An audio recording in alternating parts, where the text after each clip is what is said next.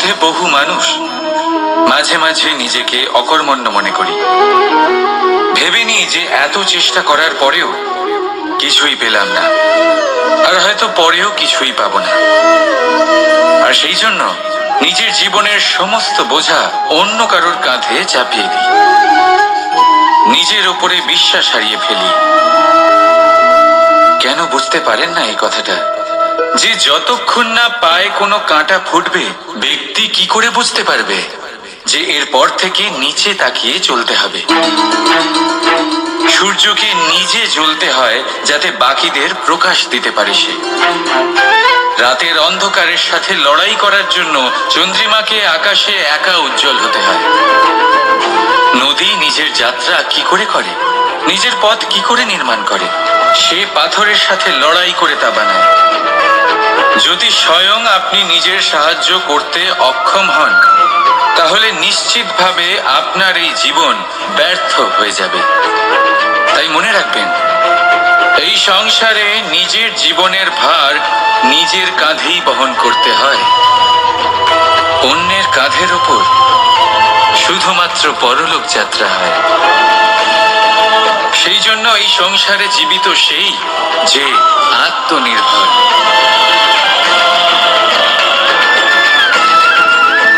রাধা রাধা। সময়, কথায় বলে সময়ের পূর্বে কিছুই হয় না। প্রতিটা ঘটনার একটা সময় থাকে। সময়ের আগে না সূর্যোদয় হয় আর না সূর্যাস্ত হয়। সময়ের পূর্বে গাছে না ফুল ফোটে না ফল ধরে। কিন্তু একটা কথা ভেবে দেখুন, যদি বর্ষা আসার আগে কৃষক ভূমিকে না প্রস্তুত করে, বীজ রোপণ না করে, তাহলে কি ফসল ফলবে? যদি কোনো যোদ্ধা যুদ্ধের পূর্বে নিজের অস্ত্রের ধার না দেয়, তাহলে সে যুদ্ধ কি করে লড়বে? এর মানে এটাই হলো যে সময় আপনার যখন আসার তখন অবশ্যই আসবে, কিন্তু ততক্ষণ এটাও গুরুত্বপূর্ণ যে আপনি নিজেকে তার জন্য তৈরি রাখুন। কারণ এই সুযোগ, এই কথাটা শুনতে যত ছোট, এটা আসেও ততটা কম সময়ের জন্য, তারপর চলেও যায়। এবার যদি সুযোগ আপনার হাতে আসে আর আপনি তার জন্য তৈরি না থাকেন, তাহলে আপনি সাফল্য কি করে পাবেন? তাই আপনি সঠিক সময়ের জন্য অপেক্ষা করুন, সেই সুযোগের জন্য অপেক্ষা করুন, কিন্তু ততক্ষণ নিজের চেষ্টার দ্বারা নিজেকে আরো সক্ষম করে তুলুন। কারণ সাফল্য আপনার জন্য অপেক্ষা করছে, শুধু আপনি তার জন্য তৈরি থাকুন। রাধা রাধা। কথা মানুষের পাওয়া সবচেয়ে অদ্ভুত উপহার। এই কথাই মানুষকে এই সংসারের সমস্ত প্রাণীর থেকে ভিন্ন করে তোলে, সংসারের সবচেয়ে উপরে নিয়ে যায়। এই কথার কারণেই আমরা একে অপরের সাথে ভাব আদান প্রদান করি। আমি আমার মনের ভাবনা অন্য কাউকে ব্যক্ত করতে পারি, অন্য কেউ তাদের ভাবনা আমাকে ব্যক্ত করতে পারে। এই কথাই আমাদের সবচেয়ে বড় ঢাল। এবারে দেখুন, আপনি নিশ্চয়ই লক্ষ্য করেছেন, কারোর কথা মধুর হলে লোকে তাকে ভালোবাসে, তাকে নিজের বন্ধু বানায়। সেইভাবেই যদি কারোর কথা কঠোর হয়, তাহলে লোকে তাকে ঘৃণা করে, তাকে নিজের শত্রু মনে করে। এই কথাই ভাষা হয়ে আমাদের ইতিহাস রচনা করে। তবে আমরা কি সত্যি বাণীর বিষয়ে অতটাই ভাবি যতটা আমাদের ভাবা উচিত? ভেবে দেখুন, মানুষের কথা বলতে শিখতে কত সময় লাগে। কোনো বালক 1.5 বছর বয়সে কথা বলতে শেখে, কেউ 2 বছরে, কেউ 3। এবার দেখুন, মানুষ 1.5 বছর বয়সে কথা বলতে শিখে গেলেও তার কি বলা উচিত এটা সারা জীবনেও শিখতে পারে না। এর উপরে মনোনিবেশ করুন, এটা বোঝবার চেষ্টা করুন কি বলা উচিত। নিজের কথা শুদ্ধ করুন, নিজের কথা মধুর করুন, আর সেই মধুরতার সাথে আমার সঙ্গে বলুন, রাধা রাধা। এই লক্ষ্য, এই লক্ষ্য আসলে কি? এই লক্ষ্য তাই যা আমরা পেতে চাই। এই সংসারে সুখী কে হয়? সুখী সেই যে তার লক্ষ্য পেয়ে গেছে। দুঃখী কে হয়? দুঃখী সেই যে তার লক্ষ্য এখনো পায়নি। এবারে প্রশ্ন এখন এটাই যে লক্ষ্য সবাই পেতে চায়, লক্ষ্য পাওয়ার জন্য সবাই প্রাণপণ চেষ্টাও করে, তাহলে সবাই তাদের লক্ষ্যে পৌঁছতে পারে না কেন? ঠিক আছে, কোথাও না কোথাও কিছু না কিছু কমতি থেকেই যায়।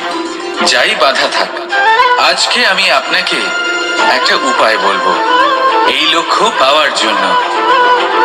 একটা কাগজ নিন, তাতে একটা চিহ্ন বানান, সেটাই হবে আপনার লক্ষ্য। এবারে সেই লক্ষ্যে পৌঁছানোর একটা পথ বানান। এবারে এই যাত্রাকে ভিন্ন ভিন্ন ভাগে বিভাজন করে দিন। এবারে এটা হলো আপনার পরিকল্পনা। এবার এই পরিকল্পনা ক্রমানুসারে আপনি পালন করতে থাকুন, এটাই হবে আপনার চেষ্টা। এবার এইভাবে যদি আপনি চেষ্টা করতে থাকেন, যাই আপনার কল্পনা হোক না কেন তা বাস্তব অবশ্যই হবে। তাহলে এই কল্পনাকে বাস্তবে রূপান্তরিত করুন। এইভাবেই নিজের পরিকল্পনা পালন করতে থাকুন। আপনার যাই কল্পনা থাকুক বা যাই লক্ষ্য থাকুক, তা বাস্তবে পরিণত হয়ে আপনার হাতে অবশ্যই আসবে। রাধা রাধা। বাবার এক মিত্র ছিলেন, বড়ই দুঃখী ছিলেন, বিপদে পড়েছিলেন। কি করবেন? ব্যবসা ভালোভাবে চলছিল না, বাড়িতে শান্তি ছিল না, সমস্ত জায়গায় ক্ষতি হচ্ছিল। তাই উনি একজন জ্যোতিষীকে দেখালেন। জ্যোতিষী বললেন, আপনার যে বাড়ি আছে সেটা আপনার জন্য অশুভ, আপনার এই বাড়ি পাল্টে ফেলুন। উনি বাড়ি পাল্টে ফেললেন, তবুও ওনার সমস্যার সমাধান হলো না। তারপর একজন জ্ঞানী ব্যক্তি ওনাকে বললেন যে আপনার জামা কাপড়ের যে রং সেটা বিপদকে আমন্ত্রণ জানাচ্ছে, এই জামা কাপড়গুলিকে পাল্টে ফেলুন। উনি সেগুলো পাল্টে ফেললেন, তাও সমস্যার সমাধান হলো না। আবার একজন জ্ঞানী ব্যক্তি বললেন যে আপনার আশেপাশে যে মানুষজন রয়েছে তারা এটা চায় না যে আপনি সফল হন, তারা আপনার ক্ষতি চায়, তাদের সাথে সমস্ত সম্পর্ক ভেঙে ফেলুন। তো উনি সম্পর্ক ভেঙে ফেললেন, কিন্তু তাতেও ওনার জীবনে কোনো পরিবর্তন এলো না। তার মানে তিনি বাড়ি পাল্টালেন, জামা কাপড় পাল্টালেন, সম্পর্ক পাল্টালেন, যেটা পাল্টালেন না তা হলো স্বভাব। এই যে স্বভাব, এটা অত্যন্ত গুরুত্বপূর্ণ। এই স্বভাবই আপনার ব্যক্তিত্ব তৈরি করে। তাই নিজের স্বভাব শুধরে ফেলুন, তাতে ভালো পরিবর্তন আনুন, সব কিছু ভালোই হবে। রাধা রাধা। ক্রোধ, লোকে বলে যে এই ক্রোধ পাপেরই মূল, কিন্তু সত্যি কি এই ক্রোধ পাপের মূল? একটু ভেবে দেখুন, এই ক্রোধ বাস্তবে আসলে কি? এই ক্রোধ একটা অনুভূতি যা আপনার মধ্যে হঠাৎই অসীমিত তেজ সঞ্চালন করে। এবারে আমি আপনাকে কিছু উদাহরণ দিচ্ছি যাতে আপনি বুঝতে পারেন যে ক্রোধ আপনার জন্য ভালো কি না।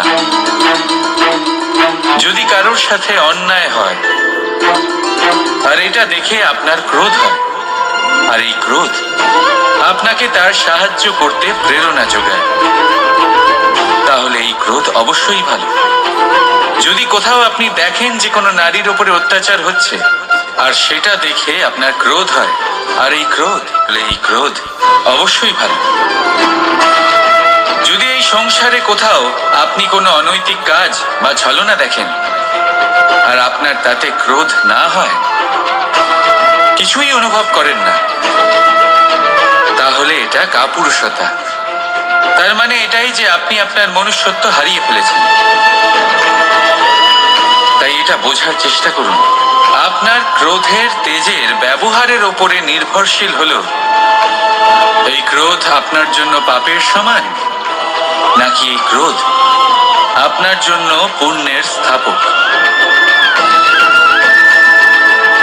রাধা রাধা। মোহ, শাস্ত্রে লেখা লেখা আছে যে মোহ শুধু সেই ব্যক্তিকেই নয়, বরং সেই আরেক ব্যক্তিকেও বিনাশ করে দেয় যার ওপরে সেই মোহ আছে। এবারে লোকে কি করেন, এই শাস্ত্রে লেখা কথাগুলি শুধু শাব্দিক অর্থে নেন। এই মোহ, দেখুন, এটা শুভও হতে পারে, শুধু এর রূপ ভিন্ন ভিন্ন হয়। এটা ভালো করে বুঝতে হবে। এবারে মোহ যদি কোনো বস্তুর উপরে থাকে তাহলে তা লালসা হয়ে যায়। মোহ কোনো বিশেষ ব্যক্তির উপরে হয়ে গেলে তা প্রেম নয়, আকর্ষণ হয়ে যায়। মোহ কোনো চাহিদার উপরে হয়ে গেলে তা বাসনা হয়ে যায়। মোহ বিজয়ের উপরে হয়ে গেলে তা কুণ্ঠা হয়ে যায়। মোহ নিজের সংস্কৃতির উপরে হলে আপনাকে সংস্কৃতির রক্ষক বানায়। যদি এই মোহ নিজের গুণের উপরে হয় তাহলে সেই শিল্প দ্বারা আপনি এই সংসারে অদ্ভুত সব কাজ করতে পারবেন। এবারে এটা আপনার উপরে নির্ভরশীল যে এই মোহকে আপনি সৃজনের আধার বানাতে চাইবেন নাকি বিনাশের অস্ত্র বানাতে চাইবেন। ভেবে দেখুন, সিদ্ধান্ত আপনার। রাধা রাধা। অভিমান, আত্মসম্মান, অহংকার, দেখতে গেলে এই তিনটি শব্দ ভিন্ন ভিন্ন, কিন্তু এর মূল আধার একই, আত্মসম্মান। এবার যদি কথা বলি আপনার শরীরে, আপনার সংস্কৃতি, আপনার সম্পর্কে, তাহলে অভিমান থাকা স্বাভাবিক। এবার যদি কথা বলি আপনার ব্যক্তিত্ব নিয়ে, আপনার আদর্শ নিয়ে, আপনার বিচারধারা নিয়ে, তাহলে আত্মসম্মান হলো একটা গুণ। যদি এইভাবে বলা হয় যে আমি এই কার্য কারোর সাহায্য ছাড়া, সহযোগিতা ছাড়াও করতে পারি, তাহলে এটা আত্মসম্মান, আর এটা সঠিক। যদি এভাবে বলা হয় যে আমি এই কার্য কারোর সাহায্য ছাড়াই বা কারোর সহযোগিতা ছাড়াই করে ফেলেছি, তাহলে এটা অভিমান, এটাও সঠিক। কিন্তু এই কার্য শুধুমাত্র আমিই করতে পারি আর কেউ নয়, এটা অহংকার। তাহলে এই শব্দ এবং তার অর্থ বোঝার চেষ্টা করুন। জীবন ধারণের এক নতুন পথ খুঁজে পাবে। রাধা রাধা। সংসারে প্রত্যেক ব্যক্তি কোনো না কোনো রূপে ঈশ্বরকে মানে। কেউ মূর্তি রূপে, তো কেউ তত্ত্ব রূপে, কেউ ভাবনা রূপে, আবার কেউ স্বভাব রূপে। কেউ নিজের মধ্যে পরমাত্মা খোঁজে, আবার কেউ অন্যের মধ্যে। কারোর কাছে জ্ঞানই পরমাত্মা। সংসারে প্রত্যেক মানুষই কোনো না কোনো রূপে তার ঈশ্বরকে পেয়েই যায়। কিন্তু একটা কথা বলবো, ঈশ্বর প্রথমেই নিজের একটা স্বরূপ পৃথিবীতে আপনার কাছে পাঠিয়ে দিয়েছেন।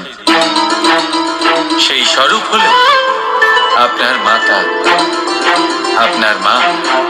সেই মা যিনি আপনাকে জন্ম দিয়েছেন, আপনাকে বাঁচতে শিখিয়েছেন, আপনাকে সংস্কার দিয়েছেন। যদি আপনি কখনো কোনো অনুচিত পথে অগ্রসর হয়েছেন, তখন তিরস্কার করে আপনাকে সঠিক পথে এনেছেন। যদি আপনি এই সংসারে অসফল হয়েছেন, তখন তার আঁচলের উষ্ণতা দিয়ে আপনাকে আশ্বাস জুগিয়েছেন। সেই সমস্ত কাজ করেন এই মা, যা ঈশ্বরও করেন। সেই জন্য মনে রাখবেন যে এই সংসারে আপনার সবচেয়ে প্রথম ঈশ্বর যদি কেউ থাকে, তাহলে তা আপনার মা। প্রত্যেক প্রতিমাতে ঈশ্বর নাই থাকতে পারে, কিন্তু প্রত্যেক মায়ের মধ্যে ঈশ্বর অবশ্যই থাকে। রাধা রাধা। আপনি নিশ্চয়ই দেখে থাকবেন যে প্রদীপের নিচে অন্ধকার থাকে। যে প্রদীপ সংসারকে আলোকিত করে, সেই প্রদীপের নিচেই অন্ধকার। এবারে অনেক মানুষ আছে যারা এই বিষয়টা এইভাবে দেখে যে ব্যক্তি নিজের সমস্যার সমাধান করতে পারে না, আর গোটা সংসারকে উপদেশ দেয়। কিন্তু এটা দেখার আরো একটা দৃষ্টিভঙ্গি আছে, আর সেটা হচ্ছে যে স্বয়ং জ্বলে সংসারকে আলোকিত শুধু সেই করতে পারে যা রাধার বড়ই শীতল হয়। এই সংসারের পথপ্রদর্শক সেই হতে পারে এই সংসারকে দিশা সেই দেখাতে পারে যার মধ্যে সন্তোষ আর ধৈর্য শক্তি আছে। এবারে দেখুন, এটা অত্যন্ত গুরুত্বপূর্ণ বিষয় যে বিবেক তখনই কাজ করে যখন মন শান্ত থাকে, যখন মন শীতল থাকে। তাই যদি আপনি এই জীবনে কোনো বড় কর্ম করতে চান, তাহলে সর্বপ্রথম আপনার এই মনকে, এই বিবেককে, এই হৃদয়কে, এই আধারকে, এই ভূমিকে শীতল রাখতে শিখুন। ধৈর্য ধরুন। সংসারে এমন কিছু নেই যা আপনি করতে পারবেন না। রাধা রাধা। এই প্রদীপ দেখতে পাচ্ছেন আপনি? নিজেও জ্বলে আর এই বাতিকেও জ্বালিয়ে রাখে, আর এই সংসারকে প্রদান করে প্রকাশ। অন্ধকারাচ্ছন্ন ব্যক্তিকে প্রদান করে আশার আলো। কিন্তু এটা কখনো ভাবে না যে সেই মাটি কেমন হবে যা দিয়ে এটা তৈরি করা হয়েছে, সেই কুমোর কেমন হবে যে একে আকার দিয়েছে। ভাবে না যে একে কিনেছে তার বাড়ি কেমন হবে, তা কতটা সুসজ্জিত। কিচ্ছু নয়, শুধু এই সংসারকে প্রকাশ প্রদান করে।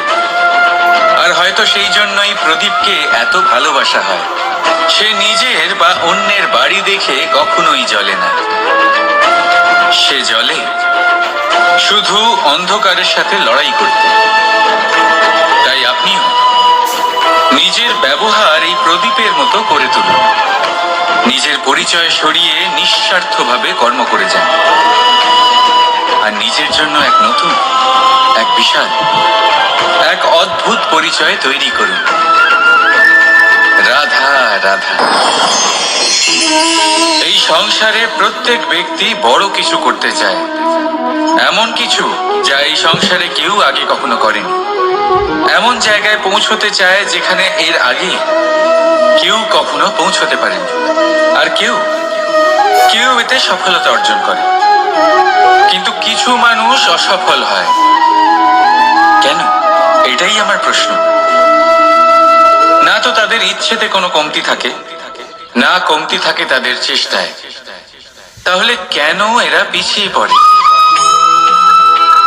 এর উত্তর বড়ই সরল।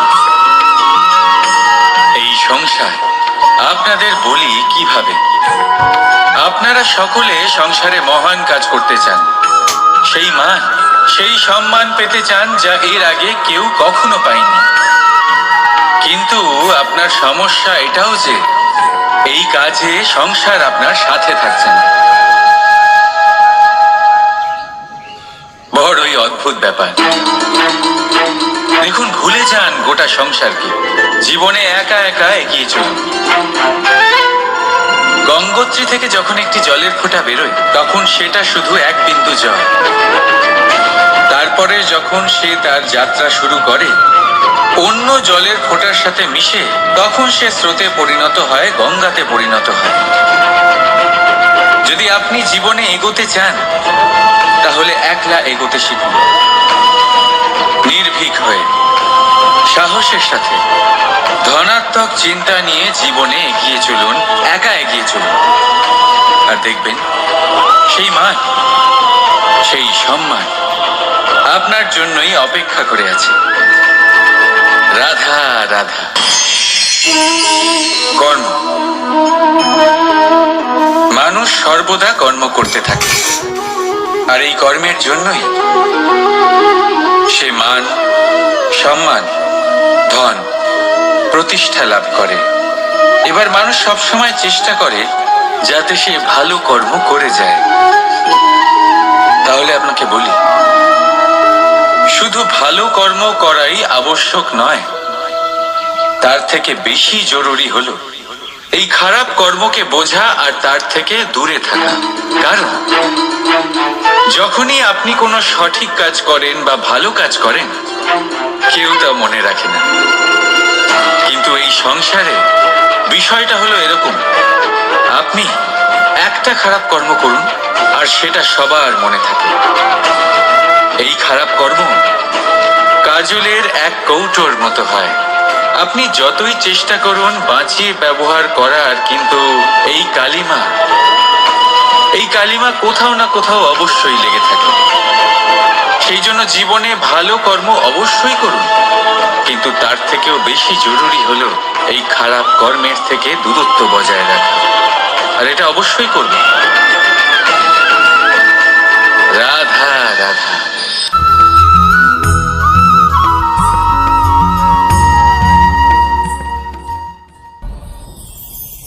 পরিকল্পনা অত্যন্ত গুরুত্বপূর্ণ, এটা আমাদের জীবনে অত্যন্ত আবশ্যক, এটা আমাদের জীবনে। কিন্তু এই পরিকল্পনা ঠিক কতটা হওয়া উচিত, অর্থাৎ এই পরিকল্পনার সম্পর্কে কতটা চিন্তা করা উচিত, কতটা ভবিষ্যতের বিষয়ে চিন্তা করা উচিত। এবার দূরদর্শিতা অত্যন্ত বিশিষ্ট গুণ মানব জীবনে, কিন্তু দূরদর্শিতায় এতটাও মগ্ন হওয়া উচিত নয় যে কাছের জিনিসগুলোই নজরে না পড়ে। আজকের কথা বাদ দিয়ে শুধুই ভবিষ্যৎ নিয়ে চিন্তা করা অনুচিত। এবার দেখুন, পরিকল্পনা করুন, কিন্তু তার থেকে বেশি উপভোগ করুন। এই মুহূর্ত সম্পর্কে অবগত নয়, কিন্তু ভবিষ্যতের কথা আমরা চিন্তা করতে থাকি। আমি এটা অনুভব করতে চাই, ওইটা অনুভব করতে চাই, ওই আনন্দ প্রাপ্ত করতে চাই। এটা অনুচিত। পরিকল্পনা করুন, সংযত করুন, কিন্তু আজকে, বর্তমানকে, এই মুহূর্তকে, জীবনের বাস্তবিক আনন্দ এটা, আর জীবন যাপনের সব থেকে শ্রেষ্ঠ পথও এটা। আসুন আমার সাথে ভালোবেসে বলুন, রাধা রাধা। কখনো কখনো মনে এই ভাবনা আসতেই পারে যে ঈশ্বর আজ পর্যন্ত এত রূপে অবতীর্ণ হয়েছেন, এতবার এই পৃথিবীতে এসেছেন, তারপরেও এই সংসারে কোথাও না কোথাও এই পাপ বসবাস করে। এটার কারণ কি? এটার কারণ আমরা স্বয়ংই। যখন কোনো ব্যক্তি এই পৃথিবীর পথপ্রদর্শন করে, এই সংসারকে উচিত দিশা দেখায়, এই সংসারের মঙ্গল করে, আমরা সেই ব্যক্তিকে মানুষ থেকে ঈশ্বর বানিয়ে ফেলি। সেই ব্যক্তির পতন স্বয়ং আমাদের হাতেই হয়ে যায়, কারণ সেই ব্যক্তি তার শ্বাস প্রশ্বাসের জন্য হয় না। সেই ব্যক্তি হলো সেই ভাবনা যা সে এই সংসারকে প্রদান করেছে। আমরা সেই ব্যক্তির ভাবনাটারই অন্ত করে দিই। এটা উচিত নয়। আমরা ওনাকে প্রভু মেনে নিই। প্রভু মানার পর আমরা ওনার কাছে প্রার্থনা করি, হে প্রভু আমাদের সাহায্য করুন। যদি উনি প্রভুও হন, তাও উনি পৃথিবীতে এসেছেন মনুষ্য রূপে। যা কর্ম করেছেন, যা শক্তি প্রাপ্ত করেছেন, এই দেহ থেকেই প্রাপ্ত করেছেন।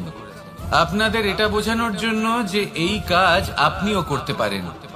যারা সৎ আত্মা থাকেন, তাদের জন্য সর্বশ্রেষ্ঠ শ্রদ্ধাঞ্জলি হলো এটাই যে আপনি তাদের পদচিহ্ন অনুসরণ করে চলুন। না ওনাদের স্মরণে থাকুন, না পুষ্পের মালা ওনাদের চরণে রাখুন, বরং তাদের ভাবনাকে অনুসরণ করে সেই ভাবনা নিয়ে এগিয়ে চলুন। এটা না শুধু আপনার জন্য, বরং সমগ্র সংসারের জন্য লাভদায়ক। তাহলে এটাই করুন, আর আমার সাথে ভালোবেসে বলুন, রাধা রাধা। যখন কঠোর রোদে আমাদের শরীর উত্তপ্ত হয়ে যায়, আমরা গরম অনুভব করি, তখনই যদি বর্ষা হয় আর বৃষ্টির জলের ফোঁটা আমাদের শরীরে এসে পড়ে, তখন কেমন অনুভূতি হয়? বর্ষার এই জলের ফোঁটা যখন ধরিত্রীতে পড়ে, তখন যে নাদ উৎপন্ন হয়, মনে হয় যেন এক সঙ্গীত। এমন এক সঙ্গীত যা স্থিরতার সাথে আমাদের বুঝিয়ে দেয় যে এই সূর্যের উত্তাপ, এই রোদ, তা চিরকালের জন্য থাকবে না। সূর্যের কিরণের যতই তেজ থাকুক, যখন বর্ষা আসবে, এই রোদের কিরণকে শীতল করবে। সূর্যের তেজ যতই বেশি হোক না কেন, কখনো না কখনো কালো মেঘ আসবে আর সূর্যকে ঢেকে দেবে। অর্থাৎ এই প্রকৃতি আমাদের শিক্ষা দেয় যে কারোর প্রকাশ, যে কারোর মেধা চিরকাল টিকে থাকে না। এবার যদি কথা বলি অন্ধকারের বিষয়ে, তবে রাত্রির কালো অন্ধকারকে একটা জোনাকির আলো পরাজিত করে। অর্থাৎ অন্ধকারও চিরকালের জন্য বজায় থাকে না। এটা কি আমরা বুঝলাম? তবে আপনাদের দুটো সহজ প্রশ্ন করব। জীবনে যখন কিছুই আপনাদের সাথে চিরকাল থাকবে না, তাহলে অহংকার কি নিয়ে? আর জীবনে যদি প্রত্যেক দুঃখ, বিপদ, সমস্যা একটা সময় পর আপনাকে ছেড়ে চলে যায়, তাহলে পরাজয় মানবেন কেন? এই দুশ্চিন্তা ত্যাগ করুন, এই অহংকার ত্যাগ করুন, আসক্তি ত্যাগ করুন, আর আমার সাথে ভালোবেসে বলুন, রাধা রাধা। ভোজন। এই সংসারে যেই হোক না কেন, কোনো মানুষ হোক, কোনো প্রাণী হোক, কোনো কীট হোক বা কোনো বনস্পতি হোক, প্রত্যেকের জন্য ভোজন অতি আবশ্যক। কারণ ভোজন থেকেই শক্তি পাওয়া যায়, আর সেই শক্তি দিয়েই সংসারের, আমাদের জীবনের সমস্ত কার্য করা যায়। এবার এমন এক ধরনের শক্তি হয় যা শীতের ঋতুতে সূর্য থেকে আমরা পেয়ে থাকি, আর আরেক ধরনের উত্তাপ হয় যা দিয়ে ভোজন রান্না করা হয়, সুস্বাদু নানান ধরনের ভোজন। এবার অত্যন্ত গুরুত্বপূর্ণ হলো যে ব্যক্তি সেই ভোজন বানাচ্ছেন তার মানসিক পরিস্থিতি, এবং সেই ব্যক্তি যিনি ভোজন গ্রহণ করছেন তার মানসিক অবস্থা। যখনই আপনি ভোজন বানাচ্ছেন, তখন ভালোবাসার সাথে কাজটা করুন, ধন্যাত্মক ভাব নিয়ে, সৎ ভাবনার সাথে। কারণ আপনার এই মানসিক স্থিতি শক্তির আকারে সেই খাদ্যের সাথে মিলে মিশে যায়। আর যখনই আপনি ভোজন গ্রহণ করছেন, তখন সদ্ভাবনার সাথে, প্রসন্নতার সাথে গ্রহণ করুন, ধন্যাত্মক ভাব নিয়ে। যদি আপনি প্রসন্নতার সাথে রান্না করেন, প্রসন্নতার সাথে খাদ্য গ্রহণ করেন, তাহলে আপনি প্রসন্নই থাকবেন, আর মন সুপ্রসন্ন হয়েই বলবে, রাধা রাধা। কখনো কোনো চাতক পাখিকে দেখেছেন? কথায় আছে যে বছরে মাত্র একবার সে তার তৃষ্ণা মিটিয়ে থাকে, আর তাও আকাশে ভেসে থাকা মেঘের দ্বারা ঘটানো বৃষ্টির জলের ফোঁটা থেকে। আর কোথাও থেকে সে তার তৃষ্ণা পূরণ করে না। সারা বছর সে নিদারুণ গরম সহ্য করে, তীব্র শীতও সহ্য করে, শুধু এই আশা নিয়ে যে বছরে একবার অন্তত সেই মেঘের ঘন ঘটা হবে, বৃষ্টি হবে, আর সে তার তৃষ্ণা নিবারণ করবে। এটা আসলে কি? এটা আসলে বিশ্বাস। সেই বিশ্বাস যে বছরে একবার সেই মেঘ আসবে তৃষ্ণা নিবারণ করতে। যেমন দেখুন, একটা সূর্যমুখী ফুল সারা রাত অন্ধকারের সাথে যুদ্ধ করে, কারণ তার বিশ্বাস যে ভোরবেলায় সূর্য তাকে অবশ্যই দর্শন দেবেন। সেটাও বিশ্বাস ছিল যার উপর ভরসা করে মনু একটা নৌকা নিয়ে বেরিয়ে পড়েছিলেন এবং সমস্ত সৃষ্টিকে প্রলয়ের হাত থেকে বাঁচিয়েছিলেন। সেটাও ছিল ভালোবাসার প্রতি বিশ্বাস, যার উপর ভরসা করে বানর এবং ভাল্লুক সেনা নিয়ে শ্রীরাম আক্রমণ করেছিলেন সমস্ত বরদানপ্রাপ্ত অসুরগণ এবং রাক্ষসগণের লঙ্কায়, এবং জয় লাভ করেছিলেন। এই বিশ্বাসই হলো এই বিশ্বের আশা। বিশ্বাস রাখুন যে আপনি হলেন সর্বশ্রেষ্ঠ এবং শুধুই নিজের কর্ম করতে থাকুন। এই বিশ্বাসের আশাই আপনাকে প্রতি মুহূর্তে বল প্রদান করবে। এ হলো আমার বিশ্বাস। আসুন আর আমার সাথে ভালোবেসে বলুন, রাধা রাধা। সৌন্দর্য। মানুষ নিজের সৌন্দর্যের বিষয়ে কতটা ভাবে, চায় যে সে সব থেকে বেশি রূপবান হবে, সব থেকে বেশি সুন্দর হবে। কিন্তু সৌন্দর্যের পরিভাষা কি তা কি সে জানে? কোনো মাকে জিজ্ঞেস করুন, ওনার জন্য সৌন্দর্যের পরিভাষা ওনার সন্তান। কোনো ভক্তকে জিজ্ঞেস করুন, ওনার জন্য সৌন্দর্যের পরিভাষা ওনার ভগবান। শ্রীরামকে জিজ্ঞেস করুন, ওনার জন্য সৌন্দর্যের পরিভাষা হলো হনুমান। ভাঙা হানু, ফুলে যাওয়া মুখ, দেখতে গেলে উনি বানর, লম্বা লেজ, এত নিরীহ যে ওনাকে অমূল্য মালা দিলে সেটা ছিঁড়ে তার ভেতরে শ্রীরামকে খুঁজছিলেন। কিন্তু ওনার ভাবনা কত সুন্দর। উনি এটা বিশ্বাস করেন যে সংসারের যতই মূল্যবান জিনিস দিয়ে এই মালা তৈরি করা হোক না কেন, যদি এর মধ্যে শ্রীরাম না থাকেন তাহলে এর মধ্যে কোনো অর্থ নেই। সৌন্দর্য রূপে নয়, ভাবনায় নিহিত থাকে। যদি আপনি সৌন্দর্য প্রাপ্ত করতে চান তাহলে তা কর্মে নিয়ে আসুন, ভাবনায় এবং বিচারে নিয়ে আসুন। এই সৌন্দর্য আপনার সাথেই থাকবে। যদি আপনি সৌন্দর্যকে রূপের মধ্যে খোঁজেন তাহলে কিছুক্ষণের জন্য পাবেন, সেই সৌন্দর্য সময়ের সাথে হারিয়ে যাবে। সৌন্দর্য যদি পেতে চান, খুঁজতেই চান, তাহলে হৃদয় খুঁজুন, কর্মে খুঁজুন। মন প্রসন্ন হয়ে বলবে রাধা রাধা। ব্যায়াম, এই শব্দ আমরা সকলে শুনেছি, আর এটা সারা জীবন আমাদের সাথেই থাকে কোনো না কোনো রূপে। যখন আমরা জন্মগ্রহণ করি, চলতে শিখি, প্রথমে আমরা হামাগুড়ি দিয়ে চলি, পরে চলতে চেষ্টা করি কিন্তু পড়ে যাই। তখন আমাদের বাড়ির গুরুজনেরা আমাদের আটকান না, ওনারা মনে করেন এইভাবেই আমাদের সন্তান চলতে শিখবে, এইভাবেই তার পা আরো মজবুত হবে, যা অত্যন্ত গুরুত্বপূর্ণ। এইবার জীবনকালে যতই আমরা এগোতে থাকি, এই ব্যায়াম বিভিন্ন রূপে আমাদের সাথেই থাকে। কিন্তু আপনি কি জানেন যে এই ব্যায়ামের তাৎপর্য আসলে কি? আপনি কি জানেন এই ব্যায়ামের মর্ম আসলে কি? যখনই আমরা এই ব্যায়াম করি, আমাদের শরীরের মাংসপেশি ক্ষয় হয়।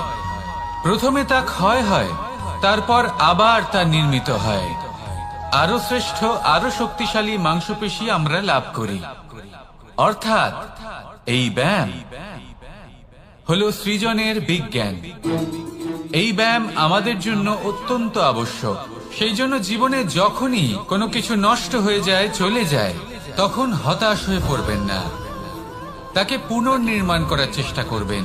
আর এই শিক্ষা আমরা লাভ করি পাখিদের থেকে। যখনই বর্ষা হয়, ঝড় আসে, যখন পাখির বাসা ভেঙে চুরমার হয়ে যায়, তারা হার মেনে নেয় না।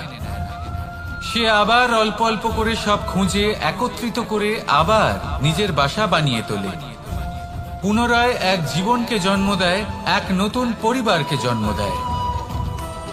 তাই মনে রাখবেন, জীবনে এইভাবেই যদি আপনি নির্মাণ করতে চান, সৃজন করতে চান, তাহলে সেই নির্মাণের জন্য ভাঙনের অভিজ্ঞতা থাকা অত্যন্ত আবশ্যক। ভগ্ন বস্তুকেও সম্মান করা অত্যন্ত আবশ্যক। এই আচরণ মনে নিয়ে আসুন, মন প্রসন্ন হয়ে বলবে রাধা রাধা। আমাদের এই জীবন, তাতে এই যে সময় চক্র, তা তিনটি ভাগে বিভক্ত। এক হলো অতীতকাল, ফেলে আসা অতীত, তারপরে আসে বর্তমান, এখনকার এই মুহূর্ত, আর তারপর আসে আগামীকাল অর্থাৎ ভবিষ্যৎ। এবার এখানে সবথেকে গুরুত্বপূর্ণ হলো অতীতকাল, ভবিষ্যৎকাল, ফেলে আসা অতীত এবং আগামী সময়। কেন? কারণ এই দুইয়ের উপর নির্ভর করছে যে আপনি বর্তমানে কি করতে চলেছেন। শুধু প্রয়োজন হলো সঠিক দৃষ্টিভঙ্গি। অতীতকালকে যদি আপনি একটি দৃষ্টিভঙ্গি থেকে দেখেন, তাহলে অতীতকালে আপনি দুঃখও দেখতে পাবেন, যন্ত্রণাও দেখতে পাবেন। অন্য কোনো দৃষ্টিভঙ্গি থেকে দেখলে আপনি অতীতকাল থেকে শিক্ষাও লাভ করবেন। এবার এই শিক্ষা অনুসারেই বর্তমানে কর্ম করা উচিত। এবং যদি ভবিষ্যতের কথা বলি, তাহলে বলবো ভবিষ্যতের কথা ভেবে আপনি আজ অবশ্যই চিন্তিত হতে পারেন। অন্য একটি দৃষ্টিভঙ্গি থেকে দেখলে ভবিষ্যতেই আপনি একটি লক্ষ্য, একটি উদ্দেশ্য দেখতে পাবেন, যে আপনি কি করতে চান, কি লাভ করতে চান। এবার সেই অনুসারে বর্তমানে কর্ম করা উচিত, ভবিষ্যৎ এবং অতীতকাল অনুসারে। এভাবেই যদি জীবনে কর্ম করতে থাকেন, আপনার এই বর্তমানের দিনগুলো আপনি একটু নতুন ভাবে বাঁচতে পারবেন। এভাবেই যদি জীবনে এগোতে থাকেন, তাহলে আপনার জীবনে আনন্দের উদ্ভব হতে কেউ বাধা দিতে পারবে না। আসুন আমার সাথে ভালোবেসে বলুন রাধা রাধা। পরিকল্পনা অত্যন্ত গুরুত্বপূর্ণ, এটা আমাদের জীবনে অত্যন্ত আবশ্যক, এটা আমাদের জীবনে। কিন্তু এই পরিকল্পনা ঠিক কতটা হওয়া উচিত, অর্থাৎ এই পরিকল্পনার সম্পর্কে কতটা চিন্তা করা উচিত, কতটা ভবিষ্যতের বিষয় চিন্তা করা উচিত। এবার দূরদর্শিতা অত্যন্ত বিশিষ্ট গুণ মানব জীবনে, কিন্তু দূরদর্শিতায় এতটাও মগ্ন হওয়া উচিত নয় যে কাছের জিনিসগুলোই নজরে না পড়ে। আজকের কথা বাদ দিয়ে শুধুই ভবিষ্যৎ নিয়ে চিন্তা করা অনুচিত। এবার দেখুন, পরিকল্পনা করুন কিন্তু তার থেকে বেশি উপভোগ করুন। এই মুহূর্ত সম্পর্কে অবগত নয়, কিন্তু ভবিষ্যতের কথা আমরা চিন্তা করতে থাকি। আমি এটা অনুভব করতে চাই, ওইটা অনুভব করতে চাই, ওই আনন্দ প্রাপ্ত করতে চাই। এটা অনুচিত। পরিকল্পনা করুন, সংযত করুন, কিন্তু আজকে, বর্তমানকে, এই মুহূর্তকে, জীবনের বাস্তবিক আনন্দ এটা, আর জীবন যাপনের সব থেকে শ্রেষ্ঠ পথও এটা। আসুন আমার সাথে ভালোবেসে বলুন, রাধা রাধা। মানুষ কখনো কখনো সময়কে নিয়ন্ত্রণ করতে চেষ্টা করে, কখনো কখনো সময়ের গুরুত্ব বুঝতে পারে না। এটা ভাবে যে এই কিছু মুহূর্ত কেটে যাক, একে অতিবাহিত করি, তাহলে কি বা হবে, কয়েকটা মুহূর্ত মাত্র। কিন্তু তা নয়। আজকের একটা মুহূর্ত ভবিষ্যতের অনেক বড় পরিবর্তনের ভিত হতে পারে। আজকের একটা মুহূর্ত আপনার ভবিষ্যৎকে উজ্জ্বল করে তুলতে পারে। সেই জন্য ছোট ছোট মুহূর্তগুলিকে অদেখা করবেন না। সময়কে কাজে লাগান, পূর্ণরূপে কাজে লাগান। এবার যদি আপনি কাউকে সাহায্য করতে চান আর সেই কারণেই যদি থেমে থাকেন, তাহলে ঠিক আছে, কারণ আপনি কাউকে সাহায্য করে তার জীবনকে আরো ভালো করে তুলতে চাইছেন, আরো শ্রেষ্ঠ করতে চাইছেন। এই পুণ্য, এই কর্ম ফিরে আপনার কাছেই আসবে আর আপনার জীবনকে শুভ করে তুলবে। কিন্তু যদি আপনি আলস্যের কারণে থেমে থাকেন এবং কিছুই না করেন, সময় নষ্ট করেন, তাহলে কিন্তু একটাই ঘটনা ঘটবে, আপনার ভবিষ্যৎ বিপদগ্রস্ত হয়ে পড়বে, আর কিছুই নয়। সেই জন্য এটা বোঝা প্রয়োজন যে কখন থামতে হবে এবং কেন থামতে হবে। যদি আপনার থামার কারণ এবং সময় অনুচিত হয়ে থাকে, তাহলে আপনার ভবিষ্যৎ কখনোই উচিত হতে পারে না। সেই জন্য সময়কে সম্মান করুন আর পূর্ণ ব্যবহার করতে শিখুন। আর আমার সাথে ভালোবেসে বলুন, রাধা রাধা। বিপদ আপদ আপনাকে সন্ত্রস্ত করে রাখতে পারে, কিন্তু এই বিপদ প্রত্যেকের জীবনে কোনো না কোনো কারণে থাকে। এটা আপনাকে দেখায় যে আপনার মধ্যে কি খামতি রয়েছে, কেন রয়েছে। এই বিপদ হলো সেই মাধ্যম যার দ্বারা আপনি নিজের দুর্বলতাকে নিজের শক্তিতে পরিবর্তন করতে পারেন। একটা ফুলের দিকে তাকান। একটা ফুল, তার বুকে যখন একটা সূচ বিঁধে এপার ওপার হয়ে যায়, শুধু তখনই আমাদের প্রভুর জন্য ফুলের মালা তৈরি করা যায়। সেই জন্য কখনোই বিপদকে ভয় পাবেন না, তার থেকে দূরে পালাবেন না, একে স্বাগত জানান। বোঝার চেষ্টা করুন এই বিপদ কেন আছে। যদি বিপদকে বুঝতে পারেন তবেই জীবনকে বুঝতে পারবেন। যদি জীবনকে বুঝতে পারেন তবেই এই বিপদকে সম্পদে পরিণত করতে পারবেন। আসুন আর আমার সাথে ভালোবেসে বলুন, রাধা রাধা। জীবনে সব থেকে বেশি গুরুত্বপূর্ণ বস্তু কি? বাড়ি, বাহন, সোনা, ধন। যদি আমি সত্যি বলি, তাহলে জীবনের সব থেকে বেশি গুরুত্বপূর্ণ বস্তু কোনো বস্তুই নয়। যদি কিছু গুরুত্বপূর্ণ থাকে, তাহলে তা হলো অনুভূতি, করুণা, মিত্রতা, মাতৃত্ব, বাৎসল্য, আর সব থেকে বেশি গুরুত্বপূর্ণ ভালোবাসা। নিজেদের এই জীবনে যদি আপনি শুধুমাত্র বস্তুর খেলাতে মেতে থাকেন, তাহলে জীবনে আনন্দ কখনোই থাকবে না। নিজের এই জীবনকে অনুভূতির পীঠস্থান বানিয়ে তুলুন। এই মন প্রসন্ন হয়ে বলবে, রাধা রাধা। সাগরের ঢেউ সমুদ্র তটে ধাক্কা খেয়ে, পাথরের সাথে ধাক্কা খেয়ে তার আকার বদলে দিতে পারে। বিভিন্ন আকারের পাথরে এদের ঘষে ঘষে গোলাকার বানিয়ে দিতে পারে, কিন্তু এই সাগরের ঢেউ এদের নিজেদের আকার কখনো বদলায় না। কিন্তু এমন কেন? কারণ এরা বিচ্ছিন্ন হয়েও আবার একত্রিত হতে জানে। অর্থাৎ যখন এরা বিচ্ছিন্ন হয় তখন মতভেদ অবশ্যই, কিন্তু আবার একত্রিত হওয়া হলো এদের একতার প্রতীক।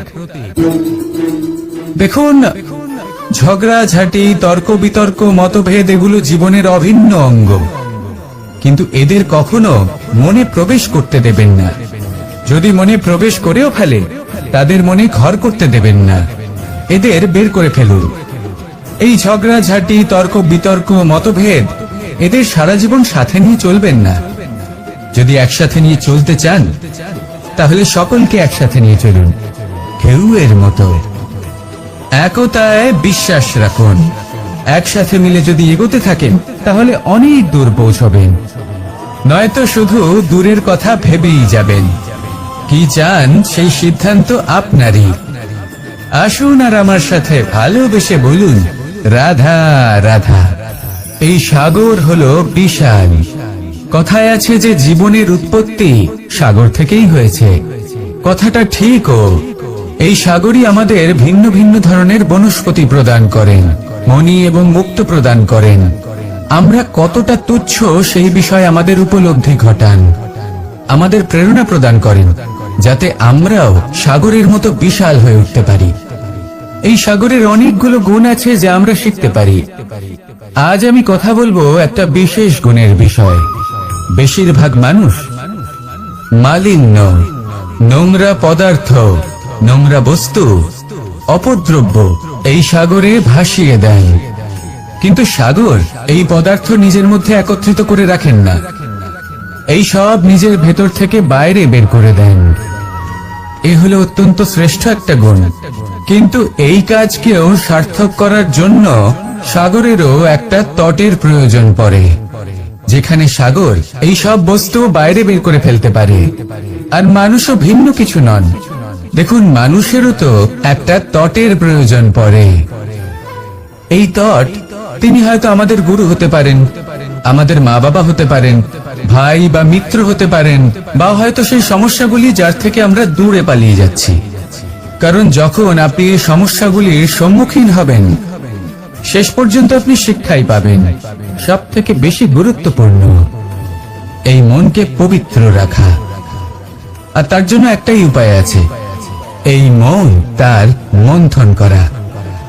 যদি এই মনের মন্থন করেন, তাহলে পূর্ণরূপে পবিত্র হবেন। আর এই মন, আপনি তো জানেনই, প্রসন্ন হয়ে বলবে, রাধা রাধা। যদি আমি আমার চোখ বেঁধে কোনো একটা নির্দিষ্ট দিকে নিজের সমস্ত শক্তি প্রয়োগ করে ছুটে যাই, তাহলে কি হবে? আমি কোথাও ধাক্কা খেতে পারি, নিজের ক্ষতি করতে পারি, কোথাও পড়ে যেতে পারি, তাই না? অর্থাৎ এটা নিশ্চিত এই কাজ আমার করা উচিত নয়। কিন্তু আজকের দিনে প্রত্যেকটা মানুষ এই কাজই করছেন, তাই না? কোনো কাজ করার পূর্বে সেই কাজের বিষয়ে সম্পূর্ণ তথ্য কোথায় সংগ্রহ করছেন? শুধু এটুকু জানেন যে এই কাজটা করলে কত ধন অর্জন করবেন আর কত নাম হবে, আর ব্যাস সামনে এগিয়ে যান। এটা উচিত নয়। পূর্ণরূপে যে কোনো কাজ করার আগেই সেই কাজের বিশ্লেষণ করে নেওয়া উচিত, তা বুঝে নেওয়া উচিত, এবং সেই বিষয়ে অবশ্যই খেয়াল রাখা উচিত যে আপনার শরীর এবং আপনার মন এই কাজ করার জন্য কি প্রস্তুত রয়েছে। যদি তা না হয়, তাহলে প্রথমে নিজেকে শুধরে নিন, তারপরে সেই কাজ করুন। যদি এইভাবে জীবনে সামনে এগোন, তাহলে সাফল্যের সম্ভাবনা জীবনে অনেক বেশি বেড়ে যাবে। তাহলে এটাই করুন, আর আমার সাথে ভালোবেসে বলুন, রাধা রাধা। আমরা জীবনে চলতে চাই, সামনে এগোতে চাই, কিন্তু কখনো কখনো এমন হয় যে আমরা আমাদের লক্ষ্য দেখতেই পাই না। আমরা চিন্তিত হয়ে পড়ি, ব্যতীত হয়ে পড়ি, আমরা কিছু বুঝতেই পারি না। এই মন অশান্ত হয়ে যায়। কিন্তু যদি আপনি থেমে যান, তাহলে নিজের পথ এবং নিজের লক্ষ্য থেকে সরে যাবেন। সেই জন্য চলতে থাকুন, থামবেন না। যতদূর পারবেন চলতে থাকুন, যতদূর দৃষ্টি যাচ্ছে চলতে থাকুন। তারপরেই দেখবেন পরবর্তী পথ আপনা থেকেই আপনার সামনে আসবে। কারণ আপনার দৃষ্টির সীমা থাকতেই পারে, দৃষ্টিভঙ্গির সীমা নেই। আপনার পথের সীমারেখা থাকতেই পারে, কিন্তু সেই পথে চলার সাহসের সীমা নেই। সেই জন্য নিজেকে অসীমিত করে তুলুন। এই সীমারেখা আপনা থেকেই দূর হয়ে যাবে, লক্ষ্য নিজে থেকেই দেখতে পাবেন, আর এই মন সুপ্রসন্ন হয়ে বলবে, রাধা রাধা। সম্পর্ক হলো আমাদের জীবনের একটি আধার। কিছু সম্পর্ক এমন যা আমরা জন্মসূত্রে লাভ করি, যেমন পরিবার, মা, বাবা। কিছু সম্পর্ক আছে যা আমরা জীবনে অর্জন করে থাকি, তা সে প্রেমের হোক, স্নেহের হোক বা বন্ধুত্বের। এই সকল সম্পর্ক লাভ করার বা গড়ে তোলার 5টি ধাপ রয়েছে। প্রথম ধাপ, কোনো ব্যক্তির সাথে আলাপ হওয়া, তার সাথে কথা বলা বা তাকে দেখা। দ্বিতীয় ধাপ, সে ব্যক্তিকে আমাদের ভালো লাগা। তৃতীয় ধাপ, আমাদের এটা চাইতে শুরু করা যে জীবনে এই ব্যক্তি যেন আমাদের বন্ধু হন, আমাদের জীবনে থাকেন, বা আমাদের কাউকে ভালোবেসে ফেলা আর এটা আমাদের ভাবা বা চাওয়া যে সেই ব্যক্তি যেন আজীবন আমার সাথে থাকেন, আমার জীবনে আমার সাথী হয়ে। চতুর্থ ধাপ, লাভ করা। এবার এই ধাপটি অনেক মানুষের পক্ষে খুবই সরল হয়, বড়ই সরলভাবে নিজেদের সঙ্গীকে লাভ করে থাকেন। কিছু মানুষের জন্য এই ধাপ অত্যন্ত কঠিন হয়ে থাকে। অনেক প্রতিকূল পরিস্থিতির উপর জয়লাভ করে তারা সঙ্গীকে লাভ করেন, কিন্তু লাভ অবশ্যই করেন। এরপরে আসে পঞ্চম, অন্তিম এবং সব থেকে গুরুত্বপূর্ণ ধাপ। সেটা হলো সেই সম্পর্ক পালন করা। এটা হলো এমন এক বিষয় যা প্রত্যেক মানুষের শেখা উচিত। যদি ব্যক্তি নিজের জীবনে সম্পর্ক রক্ষা করতে শিখে যান, তবে প্রত্যেক সম্পর্ক তার জীবনকে স্বর্গ করে তুলবে।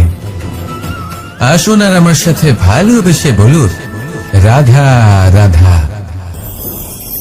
রাধা কখনো কখনো আমার জন্য বড়ই সুগন্ধি আতর নিয়ে আসে, পারিজাত ফুলের মালা নিয়ে আসে আমার প্রসাধন করবে বলে, এবং আমার সব থেকে বেশি প্রিয় মাখন নিজে হাতে বানিয়ে আনে আমাকে নিজে হাতে খাইয়ে দেবে বলে, সবকিছু আমাকে প্রসন্ন করবে বলে। কিন্তু আপনি কখনো ভেবেছেন যে এই আতর কিভাবে বানানো হয়? সহস্র ফুলের পাপড়ি একসাথে পিষে নিতে হয়, তারপরে তার থেকে যে রস নিঃসৃত হয় সেই রস দ্বারাই আতর তৈরি হয়। অনেক সংখ্যক ফুলকে অসীম যন্ত্রণা ভোগ করতে হয়, তবে তারা আমার প্রসাধন সামগ্রী হয়ে উঠতে পারে। দুধ থেকে মাখন তৈরি করার জন্য কতটা পরিমাণ মন্থন সহ্য করতে হয় সেটা আপনি জানেন। ঠিক সেই রকমই হলো আমাদের জীবন। বিপদও আসে, কঠিন পরিস্থিতিও আসে, এর সম্মুখীন হতে শিখুন। মনে রাখবেন, আপনি হলেন সেই দুধ যাকে মন্থন সহ্য করতে হবে মাখন হয়ে ওঠার জন্য। মনে রাখবেন, আপনি হলেন সেই ফুলের মতন যাদের পিষ্ট হতে হবে সুগন্ধি আতর হয়ে ওঠার জন্য, যাকে এই সংসার পছন্দ করে। কখনো কখনো জীবনে আপনার সাথে খারাপ শুধুমাত্র এই কারণেই ঘটে যাতে আপনার শ্রেষ্ঠ রূপ এই সংসারের সামনে আসতে পারে। শুধুমাত্র কঠিন পরিস্থিতি এবং বিপদকে একটা সুযোগ হিসেবে দেখার চেষ্টা করুন। আপনার জন্য এই সংসার বদলে যাবে, সংসারকে দেখার দৃষ্টিভঙ্গি পাল্টে যাবে, আপনার ভাগ্য পাল্টে যাবে, আর এই মন প্রসন্ন হয়ে বলবে, রাধা রাধা। কি অমূল্য, কি সুন্দর এই রত্ন। এবার ভেবে দেখুন, যদি আমি এই রত্নকে ব্যবহার করি আখরোট ভাঙার জন্য, তাহলে কি হবে? বা ভেবে দেখুন, এই রত্ন নিয়ে আমি যদি বন্ধুদের সাথে খেলা করতে শুরু করে দিই, তাহলে কি হবে? আপনি তো হাসবেন আমার ওপর। আপনি বলবেন, এত অমূল্য একটা রত্ন, এর দ্বারা কত দুঃখ দূর করা সম্ভব। এই মূল্যবান রত্নের আমি অপব্যবহার করছি। একদম ঠিক বলেছেন, আমি মেনে নিচ্ছি। মূল্যবান বস্তুর অপব্যবহার করা অনুচিত, কিন্তু আপনিও তো তাই করছেন, তাই না? ভেবে দেখুন, মানুষ এই সংসারের সর্বশ্রেষ্ঠ প্রাণী, আর মানুষের এই শরীর সব থেকে মূল্যবান রত্ন। এবার এর সাথে আপনি কি করছেন? অপব্যবহার করছেন না, নিজের স্বাস্থ্যের যত্ন নিচ্ছেন না, আপনি অনুচিত পথে চলছেন শুধুমাত্র ধন অর্জন করার জন্য, পাপ কাজ করছেন, কি না করছেন? এটা অপব্যবহার নয়? ভেবে দেখুন, আমরা এই মানব শরীরের সাথে কি করতে পারি। যদি এর আমরা সদ্ব্যবহার করি তাহলে অনন্ত পুণ্য অর্জন করতে পারি, যার দ্বারা শুধুই নিজেকে নয় বরং আমাদের আশেপাশের সকলকে সন্তোষ প্রদান করতে পারি। তাই সংকল্প নিন এটাই যে মানব শরীরের আমি সদ্ব্যবহার করব, পুণ্যের পথে চলব, সকলের মঙ্গলের জন্য, সকলের প্রসন্নতার জন্য। এই কর্ম করুন, এই পথে চলতে থাকুন। এই মন সন্তোষ বোধের সাথে বলবে রাধা রাধা। এই সংসারের সব থেকে বড় শক্তি আসলে কি? দৈহিক শক্তি, ভৌতিক শক্তি, রাজনৈতিক শক্তি, স্বর্ণের শক্তি, বিদ্যার শক্তি নাকি মায়ার শক্তি, ভক্তির শক্তি নাকি নিরাশক্তির শক্তি? এই সংসারের সব থেকে বড় শক্তি হলো হাসি মুখের। যদি আপনি এবং আমি এমন কোন সময় হাসতে পারি যেখানে মুখে হাসি আসা প্রায় অসম্ভব, তাহলে বিশ্বাস করুন এই সংসারে কেউ আপনাকে ভাঙতে পারবে না। এটা কিছুটা সেই রেশমের কীটের মতো, যে চারিদিক থেকে নিজেকে ঢেকে রাখে একটা খোলসের মধ্যে থাকে কিন্তু জীবিত থাকে। এই হাসি মুখ এটা শুধুমাত্র একটা আবেগ নয়, এটা সংসারের যে কোনো অভাব দূর করে। অভাব আশার, অভাব বিশ্বাসের। এই হাসি আপনার অন্তরে আশার আলো জাগ্রত করে আর এই সংসারের হতাশা দূর করে দেয়। তাই কঠিন থেকে কঠিনতর পরিস্থিতিতেও মুখে হাসি বজায় রাখুন। এই শক্তি আপনার থেকে কেউ কাটতে পারবে না। আর যদি আপনার কাছে এই শক্তি থাকে তাহলে অন্য কোনো শক্তি আপনাকে বাধা দিতে পারবে না। তাহলে হাসুন আর আমার সাথে ভালোবেসে বলুন রাধা রাধা। ভীষ্ম একটা মহান নাম, দেবী গঙ্গার সুপুত্র। স্বয়ং বৃহস্পতি এবং পরশুরাম ছিলেন ওনার শিক্ষাগুরু। অত্যন্ত মহান যোদ্ধা ছিলেন, কিন্তু এই মহান যোদ্ধা ইনি ইতিহাসে আজ পর্যন্ত সেই সম্মান পেলেন না যার উনি যোগ্য ছিলেন। কারণ নির্বাচন। রাজ সিংহাসনের সেবা করার প্রতিজ্ঞা নিয়েছিলেন উনি। এবার রাজ সিংহাসনে যেই বসুক না কেন তার সেবা করা, তার প্রত্যেক আদেশ পালন করা, এটাই ছিল ওনার প্রতিজ্ঞা। তা সেই ব্যক্তি উচিত হোক বা অনুচিত, সে উচিত পথে চলুক বা অনুচিত পথে চলুক, সুপাত্র হোক বা কুপাত্র, উনি তার সেবা করতে থাকলেন, তার প্রত্যেক আদেশ পালন করতে থাকলেন, নিজের প্রতিজ্ঞা পালন করতে থাকলেন। ধৃতরাষ্ট্র নেত্রহীন অবশ্যই ছিলেন, কিন্তু এতটাও নেত্রহীন ছিলেন না যে উনি প্রজাদের চোখের জল, ধর্ম অধর্ম দেখতে পাবেন না। উনি সব বুঝতে পারতেন। আর এদিকে ভীষ্ম নিজে প্রতিজ্ঞাবদ্ধ হয়েছিলেন। দুর্যোধন অনুচিত পথে চালিত হচ্ছিল, তাও উনি তাকে সঙ্গ দিতে থাকলেন। আর পরিণামস্বরূপ আজ পর্যন্ত ইতিহাসে উনি সেই স্থান পেলেন না, সেই সম্মান পেলেন না যার যোগ্য উনি ছিলেন। যদি আপনি কোনো প্রতিজ্ঞা করে থাকেন তা সে যতই কোনো উচিত কারণের জন্য হোক না কেন, যদি আস্তে আস্তে সময়ের সাথে সেই প্রতিজ্ঞা আপনাকে অনুচিত পথে চালিত করে অধর্মের পথে নিয়ে যায়, পাপের পথে নিয়ে যায়, তাহলে সেই প্রতিজ্ঞা ভঙ্গ করা অত্যন্ত আবশ্যক। সময় অনুসারে নিজেকে বদলানো আবশ্যক, নয়তো এই প্রতিজ্ঞা আপনাকে দিয়ে পাপ কর্ম করাবে, কুকর্ম করাবে আর আপনার বিনাশের কারণ হবে। আসুন আমার সাথে ভালোবেসে বলুন রাধা রাধা। আমার দাদা আমাকে অনেকবার বলেছেন, কানাই তুমি তো স্বয়ং নারায়ণ, তুমি এক তড়িতে সবকিছু এমনি ঠিক করে দাও না কেন? এবার দাদাকে কি করে বোঝাবো? আচ্ছা, আপনি নিজেই ভেবে দেখুন, সিংহকে জঙ্গলের রাজা বলা হয়, কিন্তু সিংহ শুধুমাত্র তার ইচ্ছে প্রকাশ করলেই কোনো হরিণ কি নিজেই হেঁটে তার কাছে আসবে? নিজেই কি রাজি হয়ে যাবে তার আহার হওয়ার জন্য? না, কখনোই না।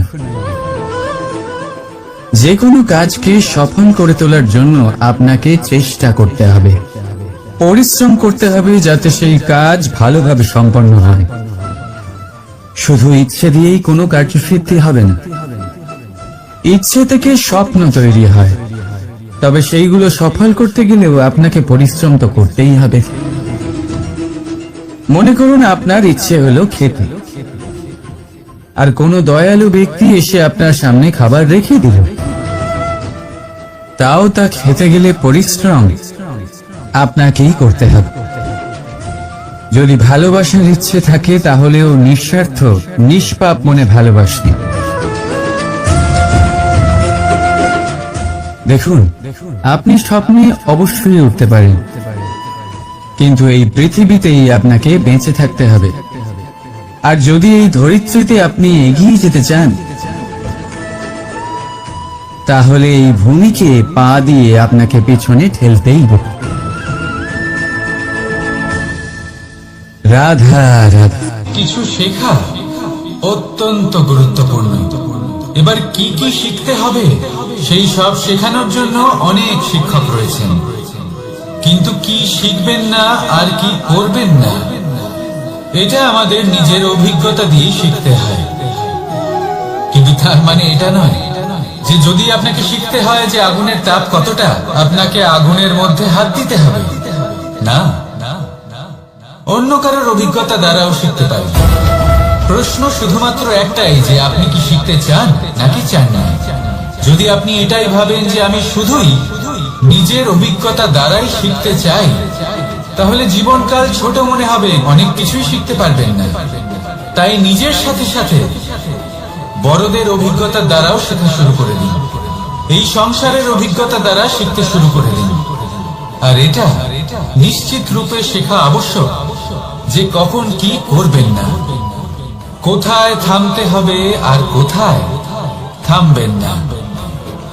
তাহলে আসুন আর আমার সাথে ভালোবেসে বলুন, রাধা রাধা।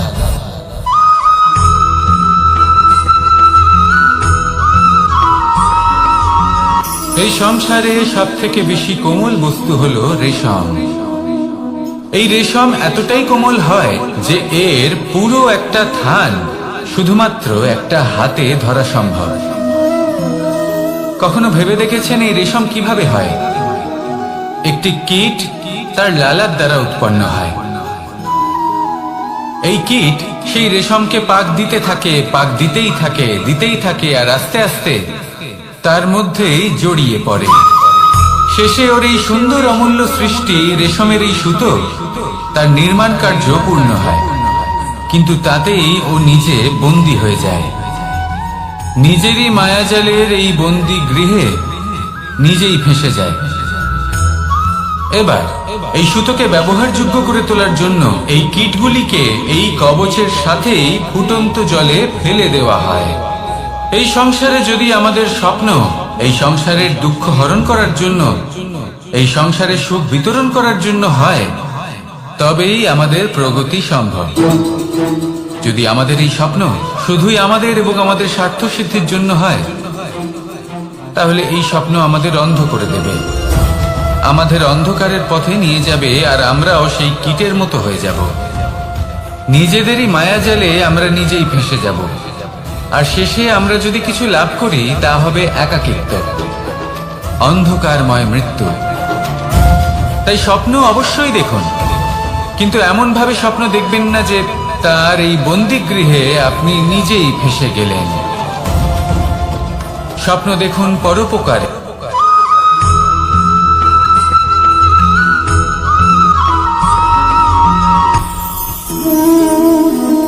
শক্তি এক অত্যন্ত বিচিত্র বস্তু, বা বলতে পারেন অনুভূতি। পিতা সবসময় চান যেন তিনি তার শক্তি পুত্রকে। আসুন আপনাকে সহজে বোঝাই।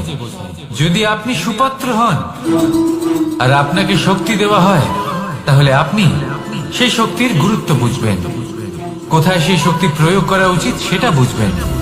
আর এটা যেহেতু অর্জন করা শক্তি হবে, সেই শক্তির অপব্যবহার হবে না। কিন্তু যদি এই আপনি কুপাত্র হন আর যদি আপনাকে এই শক্তি দেওয়া হয়, তাহলে কি হবে? দেখতে গেলে এই শক্তি আপনি দান হিসেবে পেয়েছেন, তাই না আপনি এই শক্তির গুরুত্ব বুঝবেন আর না এর প্রয়োগ আপনি জানবেন। তার অপব্যবহার হওয়া সুনিশ্চিত। তাই যদি আপনি কোনো শক্তি অর্জন করতে চান তাহলে আগে তার যোগ্য হয়ে উঠুন, পুত্র নয় পাত্র হয়ে উঠুন। আর আমার সাথে ভালোবেসে বলুন, রাধা রাধা।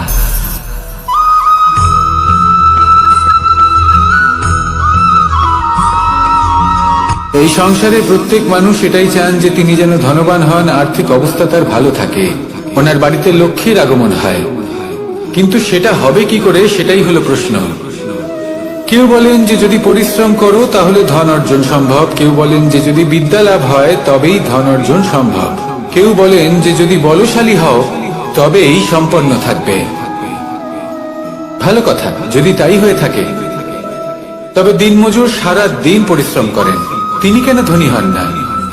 অনেকজন বিদ্বান মানুষ আছেন এই সংসারে, তারা কেন ধনবান হন না? অনেক সংখ্যক বলশালী ব্যক্তি আছেন, তাদের কাছে ধন নেই কেন? তাদের কেন ধনের অভাব হয়? আবার এমনও কিছু মানুষ আছেন যারা পরিশ্রম করেন, তারা দিনমজুর, কিন্তু তারা ধন অর্জন করতে পারেন।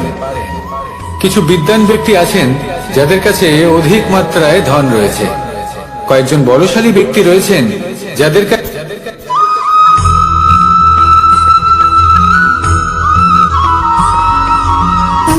সুখ, দুঃখ এবং শক্তি, এই তিন হলো এই সংসারের ত্রিদেবের মতো। আমাদের জীবনে যা কিছু ঘটছে এই তিনটির ভিত্তির উপরেই হচ্ছে। আসলে এই সংসারের একটা নিয়ম আছে, যখনই আপনি কিছু লাভ করেন এই সংসার আপনার পরীক্ষা নেয়। এটা জানার জন্য আপনার পরীক্ষা নেয় যে আপনি যা কিছুই লাভ করেছেন আপনি কি আদৌ সেটার যোগ্য কিনা। ঠিক সেইভাবেই এই সুখ, দুঃখ এবং শক্তি আপনার পরীক্ষা নিয়ে থাকে। যখন সুখ আসে তখন সে আপনার পরীক্ষা নেয় যে আপনার মধ্যে অহংবোধ জাগ্রত হয়নি তো। যদি অহংবোধ চলে আসে তাহলে সুখ সেখানেই সঙ্গ ত্যাগ করে। দুঃখ আপনার ধৈর্যের পরীক্ষা নিতে থাকে, আর যদি আপনার মধ্যে ধৈর্য না থাকে তাহলে এটা আপনাকে আরো বেশি দুঃখের গভীর অন্ধকারে ঠেলে দেবে। সেখানে শক্তি পরীক্ষা নেয় আপনার বিনম্রতা। যদি আপনি বিনম্র না হন তাহলে হয় এই শক্তি আপনার সঙ্গ ত্যাগ করবে, নয় এই শক্তি বিনম্রতার অভাবে আপনার পতনের কারণ হতে পারে। এই সংসারে যে কোনো ব্যক্তি যিনি এই পরীক্ষায় উত্তীর্ণ হয়ে থাকেন এই জীবনে তিনি সাফল্য লাভ করেন। আসুন আমার সাথে ভালোবেসে বলুন, রাধা রাধা।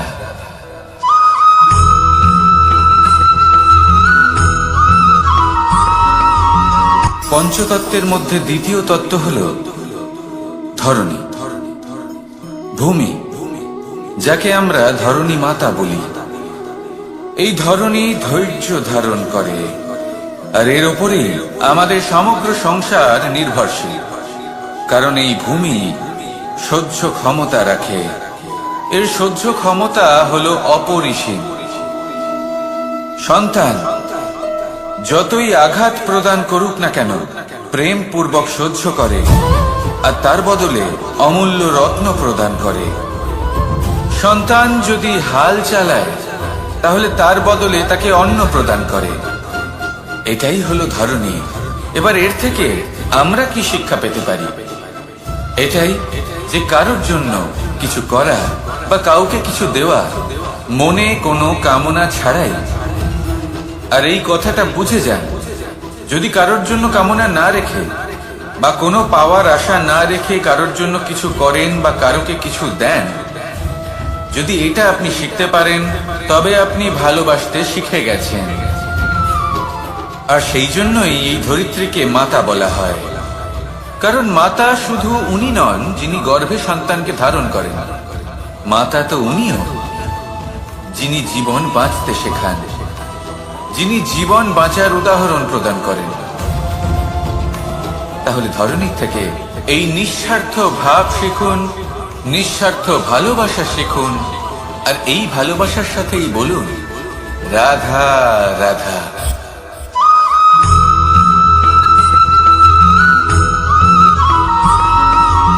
মানুষ জন্মগ্রহণ করে, তার সাথে ভয়েরও জন্ম হয়। ছোটবেলা থেকেই আমাদের মনে কোনো না কোনো প্রকারের ভয় থেকেই যায়। কেউ এই বিষয়ে ভয় পায় যে তার কোনো বস্তু তার থেকে দূরে চলে যাবে, কেউ এই বিষয়ে ভয় পায় যে আমি নিজেকে হারিয়ে ফেলব, কেউ এই ভেবে ভয় পায় যে আমার প্রিয়জনেরা তারা যেন আমার থেকে দূরে না চলে যায়, কেউ এই ভেবে ভয় পায় যে আমরা যেন পথ না হারিয়ে ফেলি, আদি ইত্যাদি। কিন্তু সত্যি কথা বলতে ভেবে দেখুন, এই ভয় বাস্তবে কি? শুধুই একটা মনস্থিতি, আর কিছুই নয়। যা কিছু আপনি জীবনে পেয়েছেন তা একদিন আপনাকে হারাতে হবে। এই জীবন হলো আপনারই, কিন্তু তাও একদিন সমাপ্ত হবে। তাই ভয় পেয়ে কি লাভ? এই ভয় শুধু আপনাকে জীবন যাপন করা থেকে বাধা দিচ্ছে, আর কিচ্ছু নয়। পথ হারিয়ে ফেললেই বুঝতে পারবেন যে নতুন পথ কিভাবে বানাতে হয়। কিছু মানুষকে জীবন থেকে হারালে তবেই আপনি বুঝবেন যে আপনার আপনজনকে। এই ভয়ের কারণে ভীত হয়ে থাকবেন না। এই তারা নক্ষত্র অন্ধকারের অভাবে গুরুত্ব হারায়। শিবকেও মহাদেব হওয়ার জন্য বিষপান করতে হয়েছিল। প্রত্যেক পরিস্থিতি, প্রত্যেক সাফল্য আপনার পরীক্ষা নেবে, তাতে উত্তীর্ণ হওয়া হলো আপনার কর্ম। যখনই আপনি ভয় পাবেন বা সংকটের সম্মুখীন হবেন, তখন সাহসের সাথে তার সম্মুখীন হন। মনে রাখবেন, যে সম্মুখীন হতে জানে সাফল্য তার সাথে সবসময় থাকে। আসুন আর আমার সাথে ভালোবেসে বলুন, রাধা রাধা।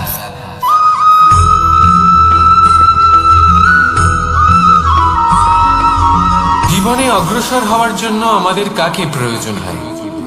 মাতা পিতা, বন্ধু, প্রেম, সাহায্য, অর্থ, পরিশ্রম, আশা। ভিন্ন ভিন্ন মানুষ ভিন্ন ভিন্ন বিকল্প চয়ন করে। যদি আমি আপনাকে বলি, তাহলে জয় আর পরাজয়ের মন্ত্র দুটো শব্দের উপর নির্ভর করে, মেনে নেওয়া আর দৃঢ় হওয়া। যদি মেনে নেন তাহলে হেরে যাবেন, যদি দৃঢ় হন তাহলে নিশ্চিত রূপে জয়ী হবেন। যদি কখনো আপনি ক্লান্ত হয়ে ওঠেন, আপনি দুঃখী হন, পুরোপুরি ভেঙে পড়েছেন, তখন মেনে নেবেন না যে আপনি ভেঙে পড়েছেন, নয়তো হেরে যাবেন। তখন উল্টে স্থির করবেন যে যাই হয়ে যাক না কেন, আমি জয়ী হবই। আর আপনি দেখবেন যে জয় নিশ্চিত রূপে আপনার কাছেই আসবে।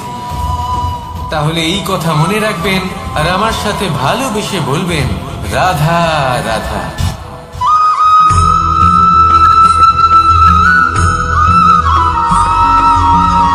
এই সংসারে কোনো বস্তু হোক বা ব্যক্তি হোক, তার একার গুরুত্ব কিন্তু খুব বেশি নয়।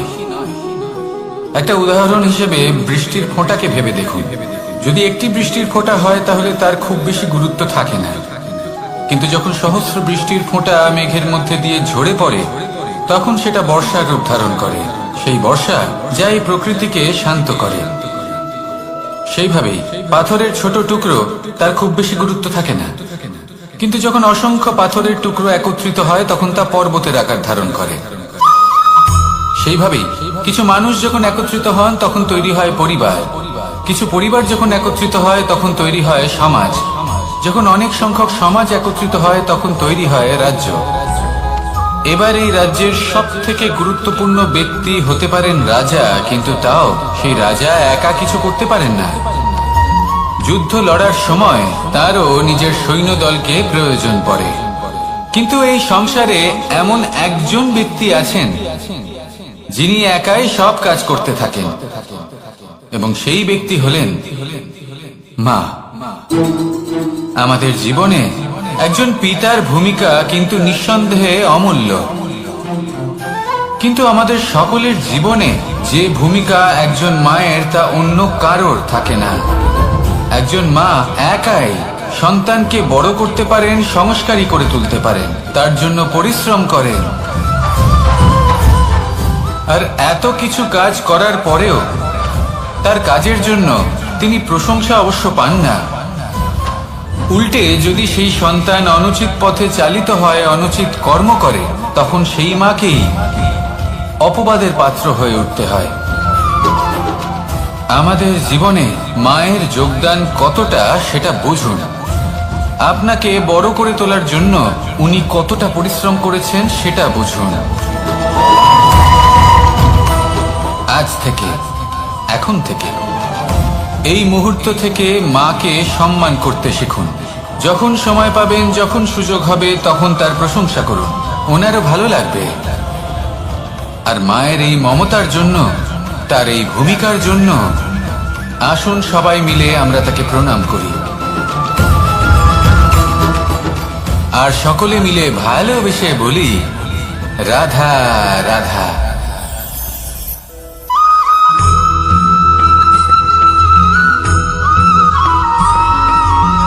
এই সংসারের সব থেকে গুরুত্বপূর্ণ তত্ত্ব কোনটা? প্রথম হলো সময়।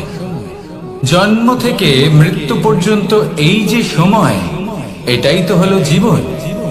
দ্বিতীয় হলো জীবন, যাতে আমরা সময়ের সদ্ব্যবহার করি, শ্রেষ্ঠ থেকে শ্রেষ্ঠতর কাজ করার চেষ্টা করি।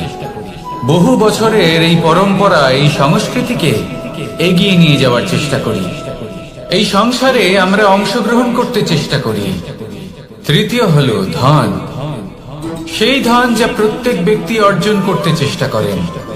এবার এই তিনটি তত্ত্বের মধ্যে একটা সামঞ্জস্য আছে, সমান ব্যাপার আছে। সে ধনই হোক বা সময় হোক বা হোক জীবন। আর সেই সমান ব্যাপার হলো যে যদি আপনি এটা গণনা করতে থাকেন তাহলে তা কমতে থাকে, যদি আপনি এটা ব্যবহার করেন তাহলে তা বাড়তে থাকে। একে সংগঠিত করে রাখতে চেষ্টা করলে এ হাত থেকে ফসকে যায়, কিন্তু যদি আপনি একে সামলে রাখতে শিখে যান তাহলে এমন কাজ করবেন যাতে সংসারের সাথে সাথে পরবর্তী প্রজন্ম লাভবান হবে। যদি কিছু শিখতে চান তাহলে সামলাতে শিখুন, গণনা করা বা সংগঠিত করা নয়। আসুন আর আমার সাথে ভালোবেসে বলুন, রাধা রাধা।